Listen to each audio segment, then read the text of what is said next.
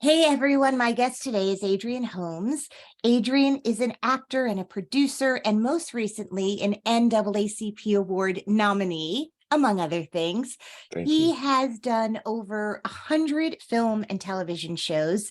Currently, you can see him as Uncle Phil in the second season of Peacock's Bel-Air, a dramatic reimagination of the beloved series The French Prince of Bel-Air. Other notable TV and film credits include Star Trek Strange New Worlds, V-Wars 19-2, Sacred Lies, The Boys, Arrow on film, Skyscraper alongside The Rock, Chained, Vendetta, Frankie and Alice, Wrecked, and Red Riding Hood. He produced the docudrama Barrow Freedom Fighter. There's so many more things that people can Google or go to IMDb. Yeah. But I don't want to spend time reading the 100 credits. I want to welcome Adrian to the podcast. Hello, my friend. Hello, how are you? Thanks for having me. Oh my God, I'm so excited. I was someone who very much was around when the Fresh Prince of Bel-Air was on the first time. I'm sure you have met Mm, younger people who kind of have heard of it, but it's not part of the fabric of their lives the way it was for for some us. of us. Yeah, Um, yeah. Well, some but of the was cast on our show, they weren't born I when know. the original show was on, so they came about, to see it in the reruns. So it's kind of a trip when you hear that. You're like, what? But yeah, You're like, it's I it it, didn't think I was it old. What? I know. yeah, it was a long time ago. It was, Yeah, yeah. It's hard yeah, to wrap your brain around it, but I that's know. true. In sort of doing a little research about the Peacock series that you're on, I was so blown away. I watched the trailer that Morgan Cooper made, from Yeah. which all of this kind of sprung out of his imagination. Just tell me about that, what you know about that, and sort of the journey of the show. Yeah, well, I mean, he had a vision. He said he was driving, he was in Kansas City, and he was just going through this tunnel, as a very famous tunnel in Kansas City.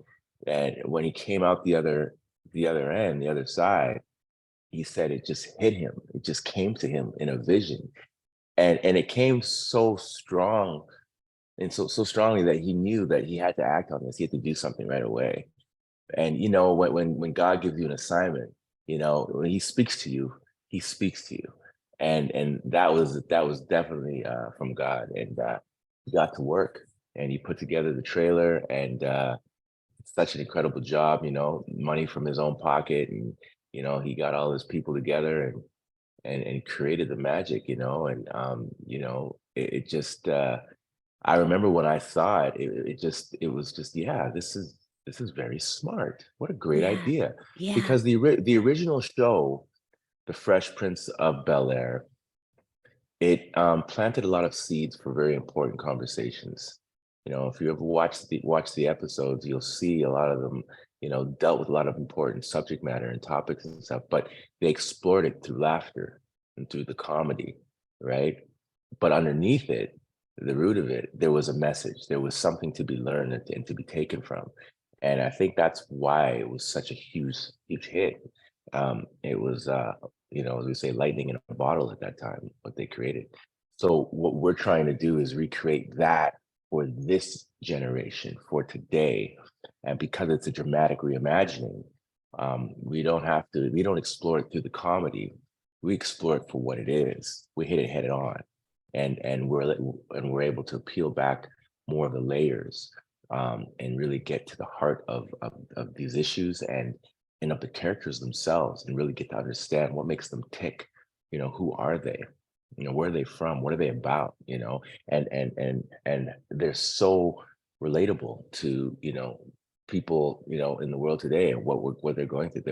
There's people out there like Philip Banks and like Viv and Jeffrey and the kids as well. So I pride myself on the show and just how smart it has been in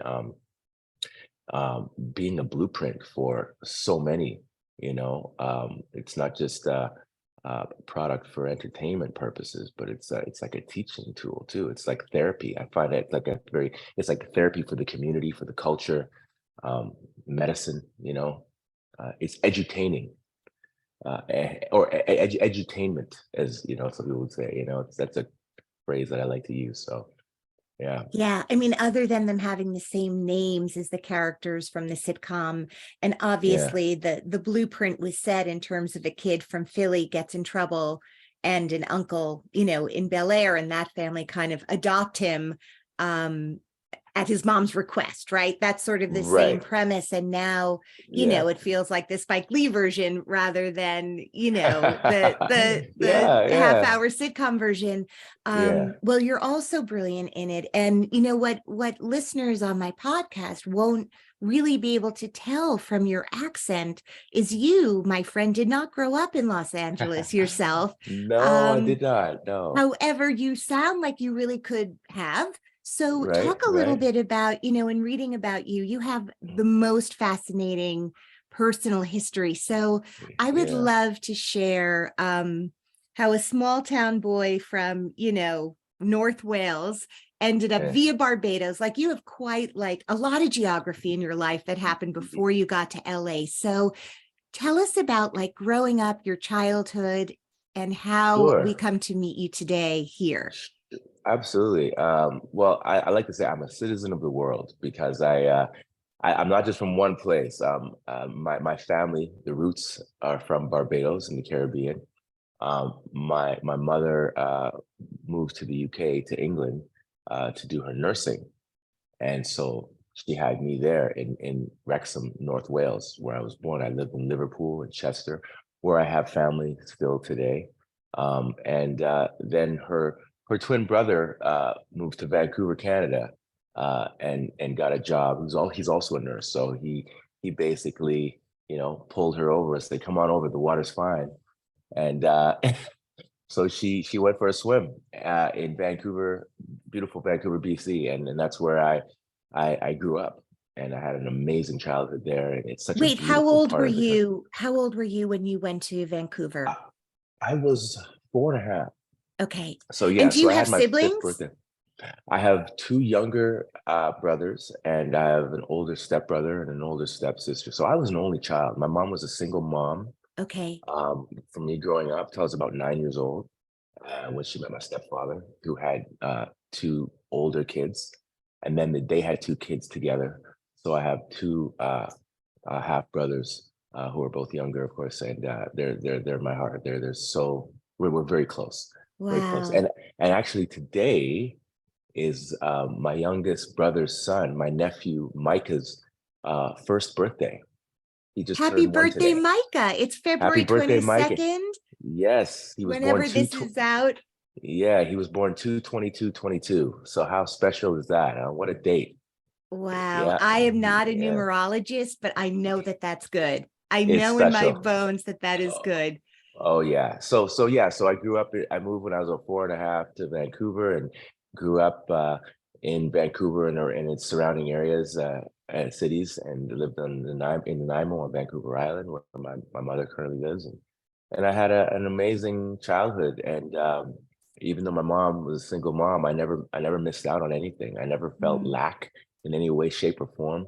Um, she's my best friend and we're very, very close. I'm very blessed and I'm so grateful that she's here. She's still with me to share in my success, because unfortunately not everybody, gets that. And it's not something I take for granted. I thank God every day that she's still here with me to share in this incredible journey that I've gotten to be a part of. So, how did, from a nursing family, how did you end up becoming a lover of the arts and then a performer yourself? Yeah, well, when you're in the middle of five kids, you kind of fighting for attention a little bit, and I was a shy kid. A lot of people might not know that, but I wasn't looking for the spotlight, but once I was in the spotlight, it's kind of like karaoke, like you're hesitant to go up and sing, but once they put the mic in your hand, it's hard for you to give it It's back. hard for You know what I mean? It's yes, like yes, you're because you finally found your footing and you feel comfortable and you're like, wait a minute, I can sing this song. yeah, You like me. So I yeah. guess for me, it was like when I stepped out on stage for the first time to do theater, I had that kind of an experience. How old And were you? I was 11. Okay. I mean, I did like plays when I was, younger than that, like 9 and 8, 9, but Christmas plays and Santa's Elves and nothing substantial, but Right. I was the tree or the rock or whatever, it was whatever, nothing great. But when I was 11, we did the Wizard of Oz at my elementary school, and I won the role of the lion. And two of my best friends played the Scarecrow and the Tin Man.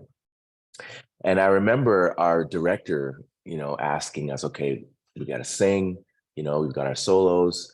And my friends were too shy to sing. And I was shy because I love Michael Jackson and I love music. I love singing. And Michael Jackson's my hero. I mean, you ask anybody, my whole room was wallpapered in Michael Jackson. Right. So I said to them, I said, yeah, I'll sing, even though I was literally like so scared and thinking, what am I doing?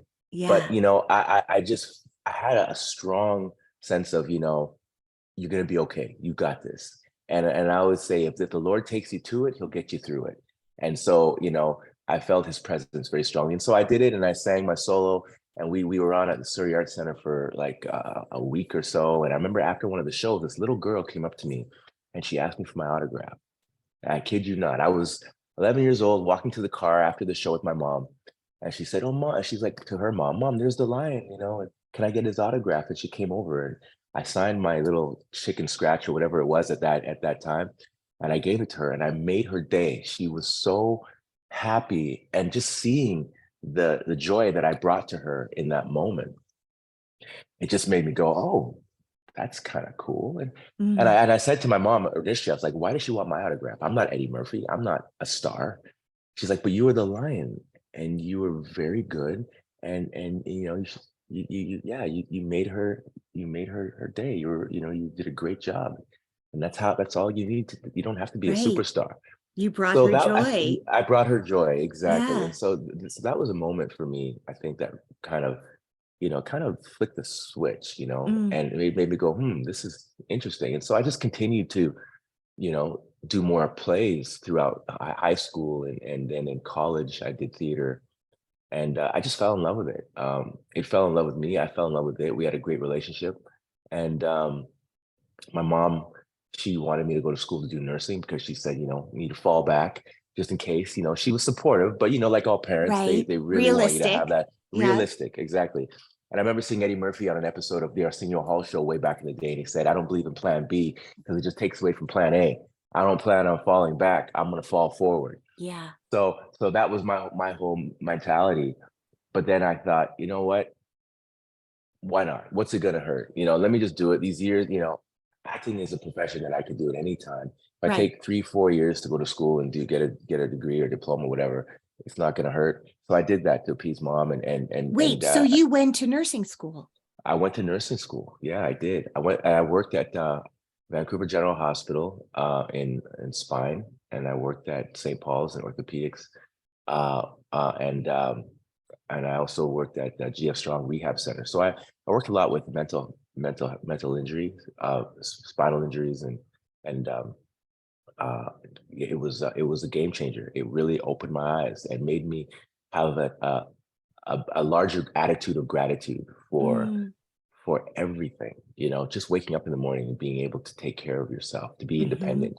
A lot of Hmm. us do that because we're on autopilot. We do that every day. We've been doing it since we were born, but we don't understand how precious it is, and that it's actually a privilege to be able to brush your own teeth and dress yourself and make your own breakfast and drive your car and not be having to rely on someone else to do that. So it just made me go, oh my God. And then there's a quote, where focus goes, energy flows. And I decided, well, what is my calling? And my calling, I felt deep down, was to tell stories and to be an actor. And I felt it was something I was pretty good at. I felt I was okay at it. So I was like, let Right. me go after it. And if I go after it and it doesn't work, at least I can say I tried, as opposed to not doing it at all. Because a lot of people that don't go after their goals, and that they have regret later on in life. They're like, oh, I wonder what would have happened if I did that, woulda, shoulda, coulda. So I did it, and it started to take off. And I So was when you working. say I did it, like what did that look like? Like you're by day, you're like doing physical Yeah. therapy with someone or So whatever the need is. And yeah. then what? Like take a So class? yeah, I was working on call at the hospital, and so they would call me in to do shifts, and then I'd have auditions that would pop up from my agent, and so then I go to these auditions, and So you had an I agent. yes, I did. I had an agent from oh, I was about eighth grade. I was about 13. I think I got my first agent, and then yeah, I started taking on-camera workshops and did some commercials and did a lot of background work. I started out doing extra work, and When you were like a kid or like college when age? when I was a kid, when I was like 13, 14, Wow. I was on sets in Vancouver. Vancouver was a very large hub for film and television. And so I was very lucky. I was very fortunate that it was right in my backyard, and shows like 21 Jump Street and Wise Guy and there was just so many shows back then that I got to So you're watching work. it I'm and watching from and like a I'm particular chair, like when you're an extra, it's a really interesting. I bet you are so kind to background and oh yeah. generous. I Oh yeah. mean, Well, right? I always say, I was like, imagine a show watching a movie with no background. What kind of world is that? You need the background. Right. You need people to fill the space, to create that world, to make it real. Don't you And feel like because you you've know, done it, don't you watch things and don't you find yourself literally sometimes not looking at the the main the actors, principal and, cast and just and you're looking watching at the the background. Yeah, I do that. And it's that is sometimes my I'm like, favorite thing. in the background when they're talking to each other, they're supposed to be talking or they're supposed to be doing that, and you can tell they're just like, oh, well. Or you'll see the same background person go by in Four one scene times. and four times in the same scene. You're like, wait a minute, he just came by. He was going that way. He went up the stairs. I Now know. he's coming out this door. I know. But hey, you know what? If we're doing that a lot, then the main story and the cast The aren't main doing their event job. is The main problematic. event is Right. problematic. That's a Right. sign. But So what yeah. you're describing is an AD who's not exactly on top of their shit, but still, not the Yeah, extra's fault. it's not the extras' fault at all. They just They're show up doing and do what what they're they're told. told. They're doing what they're told. Did But you I had a great like being experience. an Yeah. extra or did you a lot of extras? I feel like it's a total community, right? Yeah. They're sort of on the same, they kind of do a lot of the same projects together. Were you Yeah. sitting there going, man, coach, let me in there? Or were you okay 100%. just what? Yeah. 100%. I was like, Coach, put me in. I got this. Because the thing for me too is I was watching these actors, mess up their lines and doing stuff that fumble the ball, so to speak. And you don't see that. When you're watching a show, they cut all that Right. fat out and they show you the perfect scene, the perfect take, right? But you don't realize how many takes it took to get to that perfect Right. take, right? Right. And they don't just come out the gate like that. And so it was great for me to see that because it made me understand that, oh, they're human beings. They're just Right. like me. They're not these like entities that I can't attain, I can't reach, Right. you know? That's a And great so lesson for a young yeah, person. yeah, it is. So I learned a lot. It was a great lesson that I learned in watching and I got to expand as an actor and just as just to understand because being on set, seeing the camera, seeing the marks on the floor where people have to walk to, all the technicalities, Right. these help you as an actor. So being doing background for a while and then going from background to a guest star. I got my first guest star on a show when I was 16, around 16. Um, and it was a show called Neon Rider, and it was about a guy who had a rant for troubled kids, troubled teens. And I played a crackhead named Twist. It was called Twist in the Wind. And the lead actor on the show, his name was Winston Record, and he passed away, rest in peace. But he was kind of like a Michael Landon. He kind of had that little house on the prairie kind of Mm-hmm. vibe. Mm-hmm. And I remember he told me when I first started working, he said, if you treat every job like your first and your last, you'll never stop working. Always be humble. He was such an amazing human, just a great energy, very talented. But he gave me some words of wisdom, and I hold that with me. I've held that with me all this time, and I treat every job like it's my first and my last, just mentally, because that way you stay in it, and you have an attitude of gratitude, and you don't get complacent, and you don't get Right. jaded, and you don't get all. Because a lot of times people have been in the business for a long time, and they find things to complain about when there really isn't anything to complain about, if that makes sense, you know? Totally. And and Totally. yeah, So yeah. to So I circle just back from, so we got to the background and your childhood background work, extra work, because you're like, I'm going to give this a shot. And you leave nursing and you told me you had an agent, and now I get like how that happened. yeah, So what was like the lucky break as now an adult leaving nursing that yeah. changed things?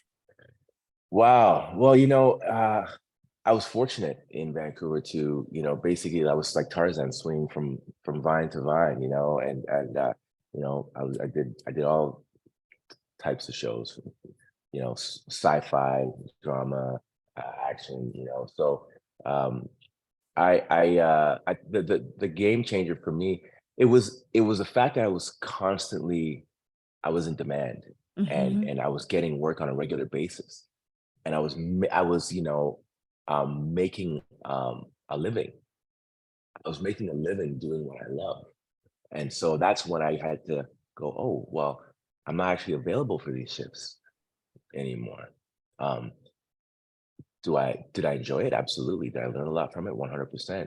But is it my calling? Is it what I feel was my purpose? Right. No, I think that it was my purpose for a time. I had to go through that. It wasn't a coincidence. Everything happens for a reason. And that was part of my journey. I wouldn't have changed anything. But it was just for a time. And Right. I um, filled that, that quota, and then I was able to now, with a clear mind, an open heart, I can go and really go after what I wanted to do. And once I had that energy, and once I had that intention, I set the intention, and went after it. That's when, I was like, I couldn't be stopped in my mind. I was like, no, the train's left the station now. We going. It was like a bullet train. And then here we are today, playing this iconic role. And I was in Vancouver working on a Christmas movie at the time, and I had gotten the call for this show, and of course, like anybody, you're kind of, you're like, what? You, is, you serious? Like, because you identify so much with the original cast, Sure. and James Avery, rest in peace. He was a force, physically as well. He's a very imposing character, Yeah. um, and I'm not. Yeah, I don't have Well, you're that imposing in a physicality. different way. Yeah. Thank you. Right. So that's where I just had to check in with myself, and on an energy level, and Yeah. understand that it's about energy, it's about essence, it's the personality. We're in a different time. This is what, 2021 at the time, and we So are are in a you world. having a Zoom audition at the time? Did you get to meet people? Yeah, How did it go? yeah. It was all Zoom. We Yeah. did the whole thing via Zoom. I was on a call with Morgan, TJ, and Rashid, our original showrunners, and yeah, it was like, I just said, you know what, I'm just gonna have fun. I'm just gonna have fun. I read the script and I really connected with the material. I really loved it. I loved the writing. I loved the concept. I saw the trailer that Morgan did, and I thought, this is brilliant. He's gifted. What a He is gifted, very gifted gifted. person. Yeah. He really is, and he's just I'm so happy to say, call him a brother. He's like a Yeah. brother to me now too. So I just said, let me just have fun, and hopefully, and I thought about today, who's our modern day Philip Banks, so to speak. And the first person that came to mind was Barack Obama. You know, Perfect. he's a politician, he's a family man, he's a husband, he's a father, A and gentleman. he's a gentleman. Yeah. He's got class. He carries himself with dignity, poise, and he's a great speaker. And so, and I could listen to him, read anything. He's Yeah. just So you such a tapped great into person. that sort So of yeah, vibe. Yeah. I tapped into that because I was, I didn't want to get lost in what James Avery did. in the original. And Morgan made that very clear to all of us. He said, I don't want you all to feel that you have to recreate what the original sitcom, the actors did in the original show. That's exactly the opposite of what I want you to do. This is a new reimagining, a dramatic reimagining of that show for this time, meaning we have to have a new footprint. And you're creating your own shoes here. We don't want you to have to fill their shoes. Don't think about that, because that puts a lot of pressure on someone as well. And you can't fill his shoes. What he did was special to him, in that time. And I would be crazy to think I could do what he did. I have to do what I can do and just trust God to give me the energy, the essence, all the tools that I need to make this character and to tell this story in the best way that I can, and just to be as authentic and true to the moment and to the character as I can be, and just whatever happens, and just have faith that it's all going to work out. And by God's grace, it all came together. So. Well, it's really amazing thinking about, I mean, many people who don't live in the US, if they're reading or meeting on a project that is shooting here, Zoom has become our daily normal, but for a while it wasn't. I mean, now, like, of course it was a Zoom meeting. Yeah. But were you even pre-pandemic, before this was just the way of life, in order to kind of throw your hat in the ring for projects that weren't being done in Vancouver, were you doing Zoom meetings for a while? You know what? No. I So didn't. would I you wasn't. come That wasn't to, LA. I would got it. fly to LA, and I would be in the room. Well, we had pilot season at the beginning of the year. So you came Everybody from would. Vancouver and did pilot season in LA at Oh some yeah. point. Oh yeah. I was coming down from 2005 Okay. to LA quite regularly for pilot season and for meetings or whatever I needed to be here And it's for. an easy commute. Exactly. It's a quick flight, Yeah. and it was nice to be in the room. I do miss that, just being in the room Yeah. and sharing space and seeing somebody across from you, and they can see what you're doing, firsthand. Um, the Zoom is convenient. It's very convenient Yeah. because, I could be across the country, and I could still make the meeting. I could still, like what we're doing right now. Yeah. Um, so I see the value in Zoom, but as human beings, the human connection is so what we're about as human beings. And I think that, obviously with COVID, we had to isolate and be, you have to, keep a distance from each other, and that whole human contact got severed and disturbed. So, we're trying to find a way to come back to that, and I think that's very important for our sanity as well. I think that contributed to, mental health issues, For sure. a lot of people couldn't handle it. They Where were were just snapping. you when we had to quarantine? Where were you living at the time? I was in Vancouver. Actually, my wife and I, Caroline, we were in London for New Year's 2020, going into 2020. And I was putting myself on tape for pilots in London. And I had read for a pilot called At That Age for NBC. And they flew me to LA to do a chemistry read and everything, and ended up booking the pilot. And this was early March 2020. They wanted me to fly to New York around the 15th of March to start getting ready to start shooting. And I was in London. I flew back to Vancouver on the 13th of March, and that's when the world shut down. That's when everything went radio silent and the world went dark. And it's a good thing that I had left, because, I wouldn't have been able to leave. I would have been stuck But did there. your wife get to come back to Vancouver with you? Yes, yes, Okay. we came back together, which was great. Okay. We weren't separated. Yeah, because So a lot of people were. I mean, I it was know so it. complicated. Oh, I know it was. It destabilized so many families, Yeah. and yeah, we were very fortunate that we got to be together. Yeah. And we got married that year, August 7th of 2020. We just did a small thing between the two of us. We're planning to do something large with the family at some Yes. point. But once you get married, you're just like, okay, we're married. It's cool, Right. It's like, why am I gonna go put myself in debt? Well, it's fun to register for things. And if you have a Yeah, wedding, people are yeah, more likely to go to Crate and Barrel and buy some stuff for you. Um, absolutely. And we love gifts. So yeah, yes, we're gonna do that. But little yeah, that is your little known fact. Adrian yeah. loves gifts. I love a gift or two. Absolutely. But just to complete my story. Yeah, please. So that pilot that I had booked was put on the shelf for the year. And so it was May 2021. We went back to New York to shoot it. So I was actually being held by NBC for that year. I was very blessed because I was on the payroll. Right, They right. held me. So a lot of people were losing their jobs and were really struggling. And I had booked a pilot that I was And you were on good. hold, and I was good. And then we went and shot it in May till June in New York, and it was an amazing experience. And Carla Banks Waddles was our showrunner for that show. So we have history, Full and circle. with full circle. Yeah.